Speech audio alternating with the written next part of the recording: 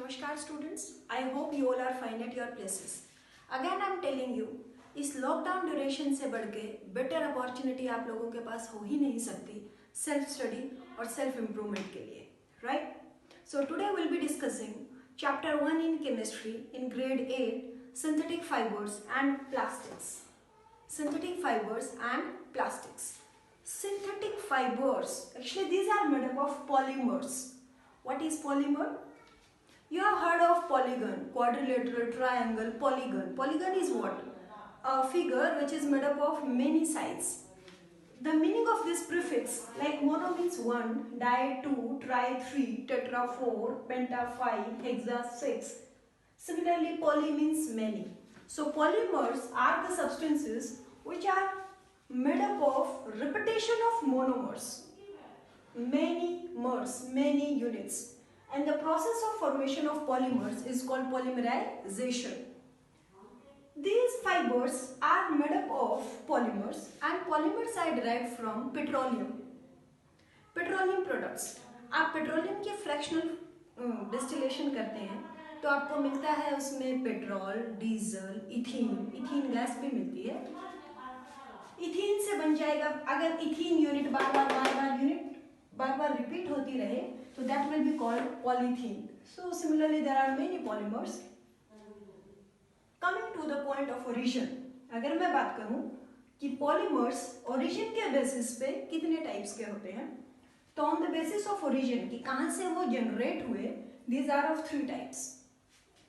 Natural polymers. Natural means which are prepared from nature, either plants or animals. आपको पता है silk moth से आपको सिल्क मिलता है, प्लांट से आपको वुड मिलता है, वुड में cellulose, proteins, would. These are natural fibers or natural polymers. Synthetic, which are man-made, also called artificial. Naturally, which are prepared from cellulose, silk, wool, etc. These are very expensive, though they are very beautiful. लेकिन maintenance बहुत मांगते हैं. आप अपनी एक mother से पूछें कि सिल्क की साड़ी की मेंटेनेंस क्या है क्या नहीं, तो वो हर बार ड्राई क्लीन करा के रखनी पड़ती है, बहुत आयरनिंग मांगती है. There are number of things. तो कुछ ऐसा भी दिखे और कंफर्टेबल भी हो, मेंटेनेंस ज़्यादा भी ना मांगे और थोड़ा कॉस्ट इफेक्टिव भी हो, एक्सपेंसिव ज़्यादा ना हो. तो इसलिए ह्यूमन के दिमाग में ऐसा आया कि कुछ ना कुछ ऐसा भी दिखता हो और आर्टिफिशियल भी हो. सो जो सिंथेटिक, जो प्योरली सिंथेटिक हैं, जो सिर्फ केमिकल से मिलके बने, दोज आर कॉल्ड आर्टिफिशियल और synthetic. For example polythene, polystyrene, nylon etcetera. अब जो मिले तो नेचर से है, फॉर एग्जाम्पल सेलुलोज, लेकिन उसको थोड़ा सा ड्राइव कर दिया हमने और हमने बना दिया सेलुलोज एसीटेट.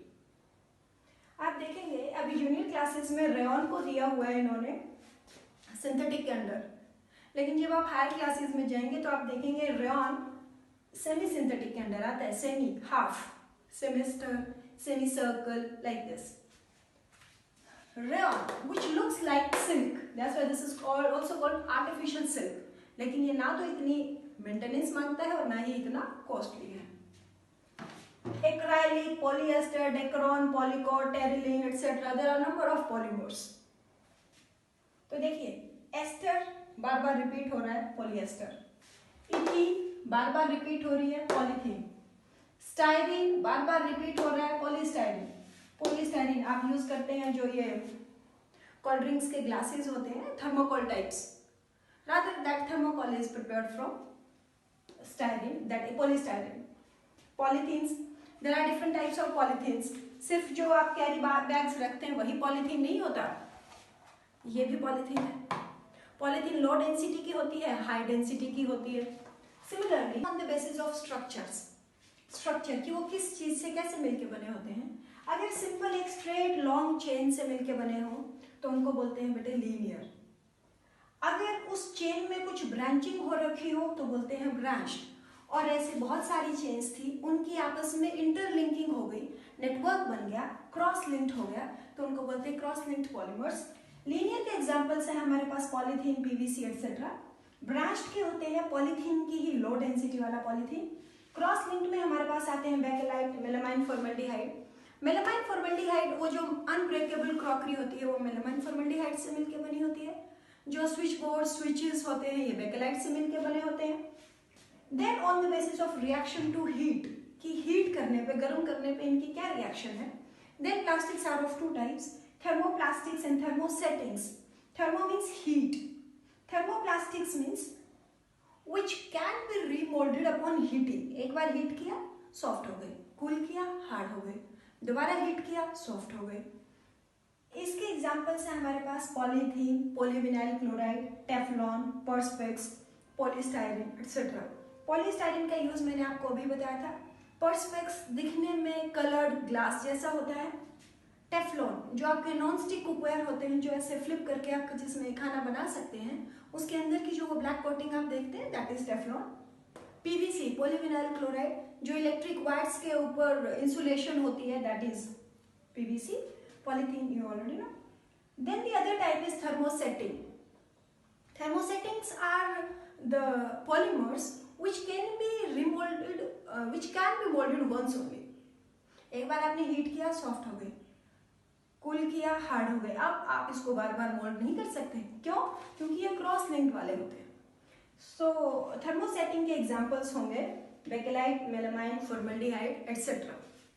तो बेटे हम अब तक इसके सारे टाइप्स, प्लास्टिक्स और पॉलीमर्स के टाइप्स कर चुके हैं। अब हम देखते हैं कि हम कहाँ कहाँ इनका यूज कर रहे हैं और यूज करने में क्या प्रॉब्लम्स आ रही है। So plastics useful versus problematic. Useful uses कहाँ है? There are an number of uses.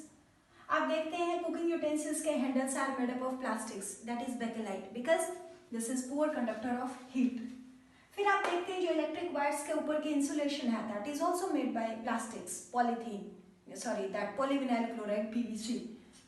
So that is again poor conductor of heat and electricity. Garments, many synthetic garments are used because they are crease resistant. Bar bar ironing की जरूरत नहीं होती। Nylon के बारे में तो आपने बहुत यूजेस सुने हैं। नायलॉन के रॉप्स बनाए जाते हैं पैराशूट्स में, फिशिंग नेट्स में, क्लाइंबिंग रॉप्स में etcetera, because their tensile strength is very high, क्योंकि वो बहुत स्ट्रॉन्ग होते हैं। There are n number of uses, but at the same time this is quite problematic as well because synthetic garments do not absorb sweat or water. That's why इस type के garments पहनना hot और humid weather में बहुत uncomfortable है। They are very sticky and especially kitchen और laboratories में such kind of clothes should not be worn because they may catch fire. And the most the big issue is with this is what? Their disposal. If improper disposal is done, as you know, these are non-biodegradable, so they may cause many environmental hazards as well. For example, जो polybags होते हैं वो drains को block कर सकते हैं। अगर cows types जो animals हैं वो उसको खा लें तो उसकी वजह से they can be killed by them. हालांकि हम ये सारी अगर इनका प्रॉपर डिस्पोजल करें तो ये प्रॉब्लम्स को हम ओवरकम कर सकते हैं, but there are many problems just because of its improper disposal. Then we can conserve this. Conservation action. Number 1, that 3 R's you have heard of it. Reduce, reuse and recycle. जो single use plastics हैं, say no. Proper disposal करो। हम roads भी बना सकते हैं इनसे। जो प्लास्टिक वेस्ट हैं, roads can be prepared. आपने देखा था इसमें वर्ड आया था नायलॉन। नायलॉन का नाम नायलॉन क्यों पड़ा? NYLON because it was discovered at the same time in 2 cities, New York in USA and London in UK. That's why New York, London. Question है कि किसी एक या दो बायोडिग्रेडेबल पॉलीमर्स के नाम दो। अब तक हमारे पास सारे पॉलीमर्स नॉन बायोडिग्रेडेबल थे, which cannot be degraded by the microorganisms, which cannot be broken down by the microorganisms. But now we are talking about biodegradable polymers. PHBV, polyhydroxy beta valerate and glycine as well.